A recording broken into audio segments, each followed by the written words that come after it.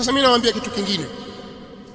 Katika ukanda huu wa Afrika Mashariki, nchi yetu sisi imeruzukiwa na hali ya utulivu na amani kwa kiwango cha juu sana.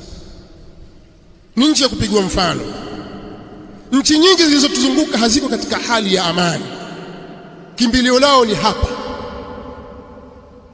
Baadhi yenu mwajua kwamba kuna baadhi ya mipaka ya Tanzania ni lazima ilindwe kwa ukaribu mno, kwa sababu ya upande wa pili hauko salama. Kuna kitu wanakidai, wanataka dola ya Kiislamu isimame, tuchinje kila kafiri, na wana silaha, wanapigana, wana nguvu kiasi fulani.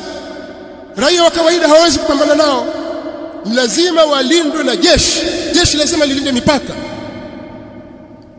Sasa nawaambieni kwamba itokee sasa tumeamua kuandamana, tukaingia barabarani, jeshi badala ya kulinda mipaka likawa linapambana na raia waliomo ndani.